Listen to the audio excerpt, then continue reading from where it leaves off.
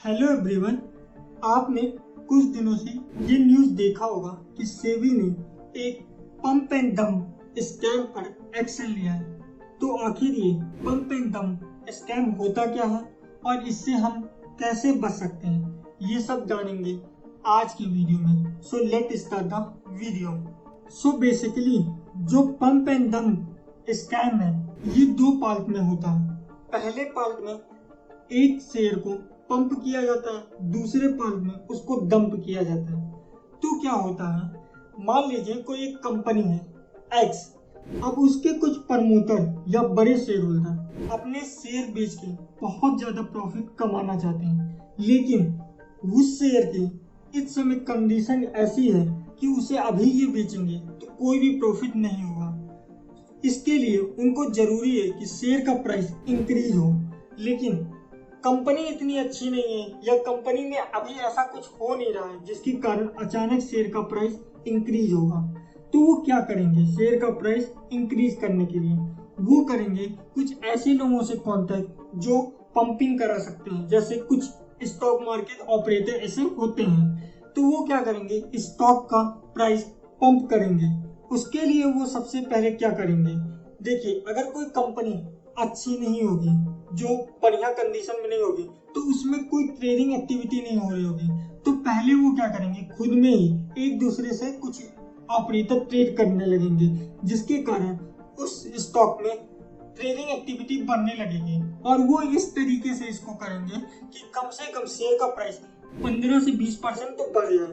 अब अगर शेयर का प्राइस 15 से 20% बढ़ गया है तो यहाँ पर उनका काम खत्म नहीं होता, क्योंकि उनका उम्मीद ये है कि कम से कम इस शेयर के प्राइस को 200 से 300% तक बढ़ा दिया जाए ताकि ज्यादा से ज्यादा फायदा हो। अब पिछले कुछ समय में शेयर का प्राइस 15 से 20% बढ़ चुका है। अब यहाँ पर वो क्या करेंगे, एक फेक कैंपेन लॉन्च करेंगे सोशल मीडिया के थ्रू।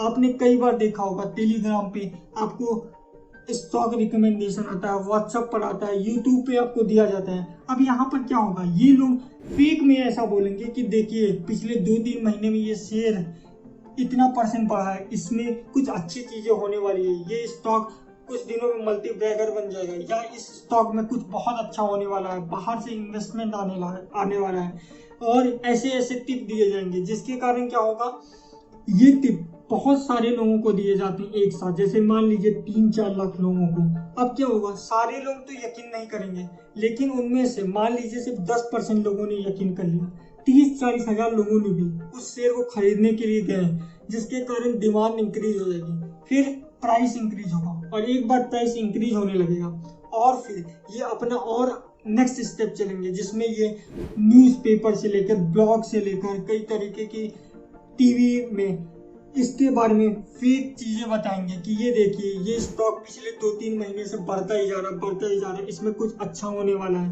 अब ये सब देख के रिटेल इन्वेस्टर भी इसमें कूद जाएगा, वो भी इस स्टॉक को खरीदता ही जाएगा, और जिस तरह से डिमांड बढ़ता जाएगा प्राइस बढ़ता जाएगा।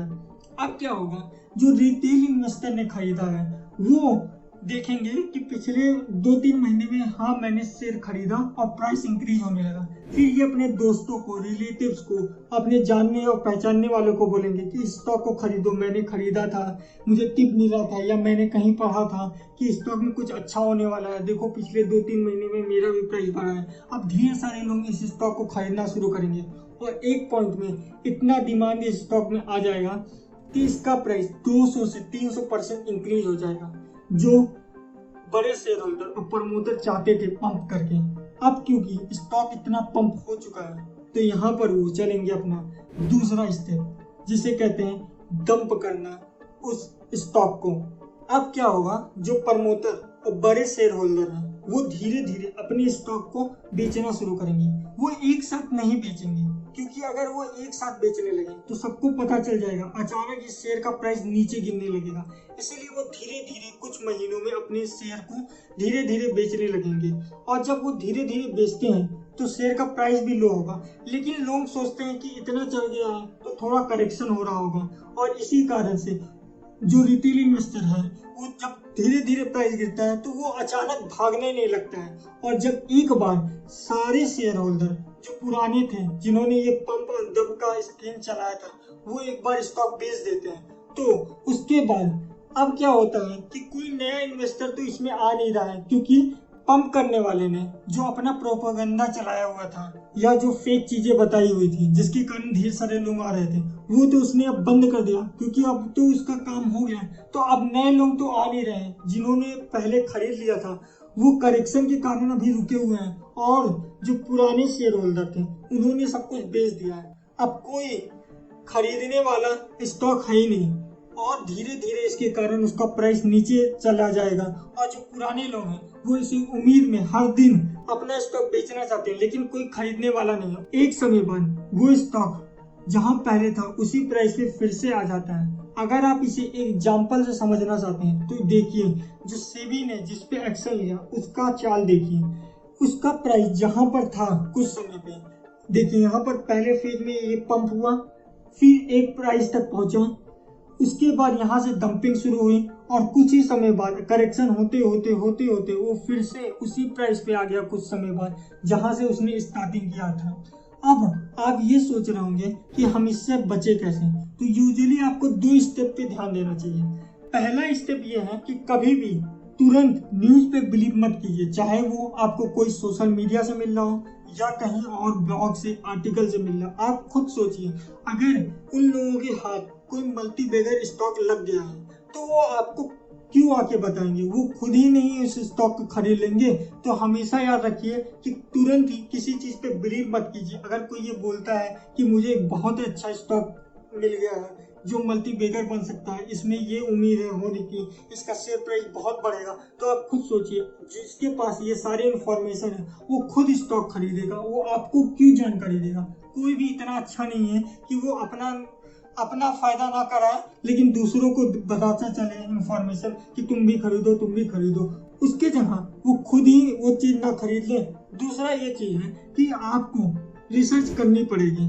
आप ये नहीं सोच सकते कि सिर्फ आप दूसरों के टिप पर मार्केट में पैसा नहीं कमा सकते। इसीलिए जरूरी ये है कि आप दूसरों के टिप को अवॉइड कीजिए और खुद से रिसर्च कीजिए। बेसिक रिसर्च तो कम से कम कीजिए। अगर किसी ने आपको टिप भी दे दिया तो कम से कम एक बेसिक रिसर्च तो कीजिए, क्या ये टिप सही भी हो सकता है या नहीं हो सकता, कितनी इस टिप की ऑथेंटिसिटी है। इतना बेसिक तो आपको करना ही चाहिए किसी भी चीज को खरीदने से पहले। आई होप आपको ये वीडियो अच्छा लगा होगा। अच्छा लगा तो चैनल को सब्सक्राइब कीजिएगा, वीडियो को लाइक कीजिए और दूसरों के साथ शेयर कीजिएगा। मिलेंगे नेक्स्ट वीडियो में। Till then good bye.